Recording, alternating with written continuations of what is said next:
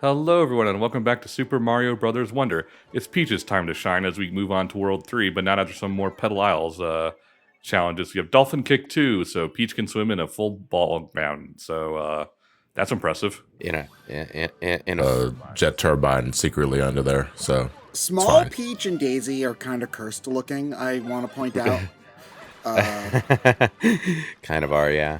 I'm used to them being 1.5 feet taller than Mario and Luigi, so seeing them tiny like that it's just weird. I mean, even at their full height, they're kind of like not taller. I mean, I think there might be some like very slight height variation. Obviously, their hitboxes are all the same, so like the game sees them as being the same size. As far as I can tell, anyway. I don't know. Maybe Luigi's hitbox is bigger, and so he's actually harder to play. I think they all share the same hitbox. Yeah, it's just like, the actual sizes were more accurate to model back in 3D World, where it didn't matter. I guess like very, very slightly it matters, but not really in practice. I don't think in terms of like physicality or attributes, no Mario character in a 2D platformer ever had something different outside of like the only thing that comes to mind is like Luigi obviously having like a higher flutter-esque jump. Are we not counting and he had Super butter Mario under his... USA, Mario 2? Did you know that Mario 2 was originally Doki Doki Panic in Japan?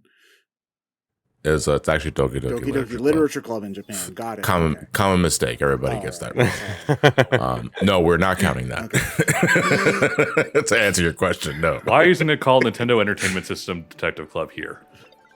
Because Nintendo Entertainment System Detective Club is a terrible name.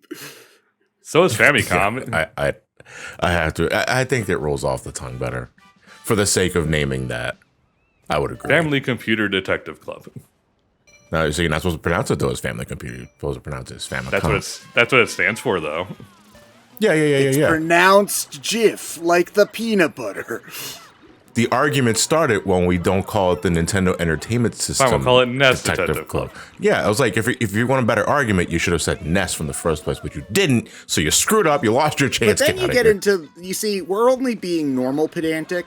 If you call it the NES Detective Club, then you get into the really pedantic arguments of, well, shouldn't it actually be NES Detective Club? And then I die from the inside by shriveling myself up into a little ball and collapsing. You say pedantic, I say that's commentary content. Wait, so we could totally delve. So when into you this. have the Dolphin Kick 2 badge or whatever. The Dolphin Kick badge, you can actually swim against the current when, like, something is pushing water against you. Yeah. Yes, you can. When you have the Dolphin Kick badge, you can do that. The Dolphin Kick 2 is just the name for the second Dolphin Kick, like, challenge level.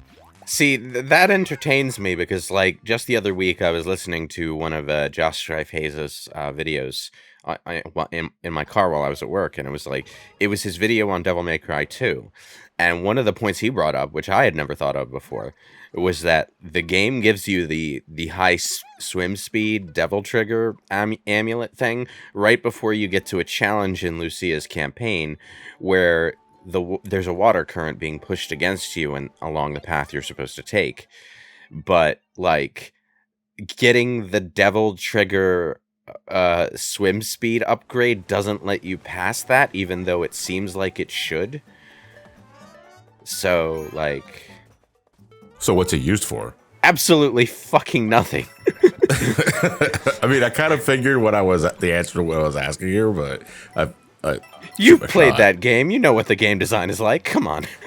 Yeah, I know, but maybe I don't, because I still, it's been like over a year and a half since I reviewed that game, but I still think about, dude, what was the fucking point of those amulets?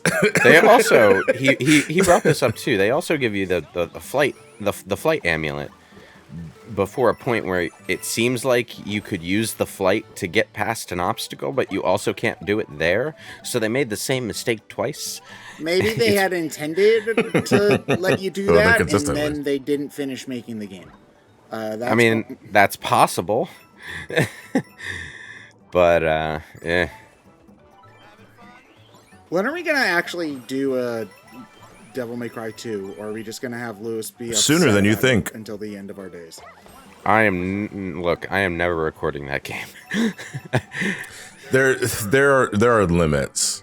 Like, as someone that finally has them under my belt, there are limits. I don't think we can make a DMC2 commentary work. And even after being so far removed from it years later, I still don't think we can do a DMC4 commentary.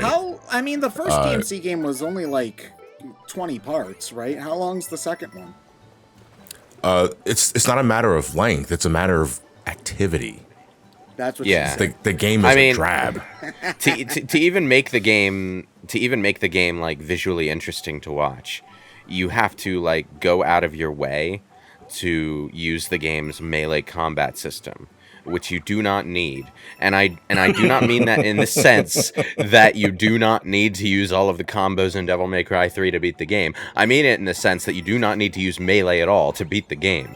You can just spam fire your handguns. It is the safest and most efficient way to deal with almost everything in the game. The only times you are going to use your sword are when you're bored. And you're trying to spice things up. I got bored really early then from looking back. Yeah. But like all of normal mode, and I would say like all of hard mode as well, you can just use the guns. Yeah, hard mode was not that much different than normal. Yeah. Like, I think the only time you'll need to like move away from the guns is when you get to must die mode and enemies start doing the devil trigger thing, where they stop, where knockback stops being possible. At least I think DMC2 keeps to that tradition. I'm not sure. It's hard to tell. Oh, holy hell, what's going on here? We grabbed the Wonder Flower, we were launched straight up into the air, and now we're in the middle of a thunderstorm. Can I just say, you were talking about Little Peach being cursed, but I think Elephant Peach is even more cursed. Dude, don't look up Elephant Peach on Google. Hold on. Yeah. Wait. Don't look up elephant anybody. Let's be real. Hey, listen, elephants are cool. No, I like elephants. A weird fetishy elephant Mario porn? Nah, I'm good. Thanks. But like, you know, that warning is kind of like warning someone not to go out during a hurricane. It's just like, you know, The doy. obvious. But sometimes the obvious needs to be stated. Because some people Listen, just don't sometimes care. people just do things they know are dumb because they don't give a shit. Because they're bored. Sometimes they want to use guns in DMC2. Sometimes they want to use the swords. Either way, people are stupid. Don't go out in a hurricane. That's my point. I thought your point was don't play Devil May Cry 2. No, my point is don't look up Elephant Peach. Right, okay. What were we talking about again? How Dante has Elephant Peach on his search history almost assuredly. Come on, Ted, who hasn't? Well, I was saying that like Elephant Peach was looking a bit cursed is all. I don't know what it is. It's the lack of hair. I think Elephant Peach and Daisy and Mario and Luigi all look fine. I think it's the elephant toads all have like little beady eyes like the toads do, and when they're not elephants. And that for some reason just weirds me out. I can't get past that. Actually, one thing, Ryan, you said you don't play as Yoshi or Nabbit in this, right? No, I don't. I think I figured out what it is that's putting me off. It's because the color of Peach's hair has been transplanted into the inside of her ears. And that's weird. Since Ryan isn't gonna be playing them, I guess we should bring up. So you can play as 4 different colored Yoshis and Nabbit in this game, and they are immune to all damage except for bottomless pits, and other instant death things. I believe Nabbit can just walk straight through enemies, and Yeah. Yoshi has the tongue and the flutter kick. I've messed around a little bit with Yoshi, and it is fun being able to use Yoshi's abilities in a normal 2D Mario game, because that's not really something you ever get to do. Like like Mario World, Yoshi doesn't have the flutter jump, which is kind of like a big deal for me for it to feel like you're riding Yoshi. Yeah. So the only other game where you effectively play as Yoshi and have it feel like Yoshi is New Mario Wii and U, I think, and Yoshi's in like 2 levels in each of those. So You would not count Yoshi's Island? Well, that's I feel like the Yoshi games in 2D Mario At least the first Yoshi's Island. I mean, I also haven't played as much of the original Yoshi's Island as I have the later games. Yeah. But Yoshi in general has a much more relaxed and methodical pace than 2D Mario does. 2D Mario kind of invites you to be more speedy and kind of wahoo Mario 64 Mario sound. Acrobatic. Yeah. Whereas Yoshi is more, okay, I'm going to walk here. What's around here? I'm going to jump over every individual thing to make sure that there's no hidden coins or other bullshit all over the place. They do that thing they do in Mario Odyssey where you can buy Wonder Seeds. Okay. Yeah, you kind of have to. They're part of the collection for the world. Yeah. It is also just something to spend your Wonder Coins on, which I'm glad Ryan's finally doing. Ryan can't hear you.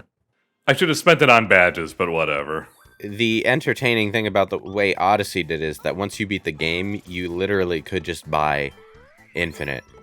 Yeah, I think it stops counting after 999, if I remember correctly. Yeah, it does. Yes, it does. Yeah, but the point was, like, after you beat the game, you didn't need to actually collect moons to get all the stuff unlocked. You could just run around grinding coins if you so chose and unlock all of the stuff that way. I believe there's something like 820 moons if you only count each shop once in Mario. I believe so, yeah. Yeah, something like that.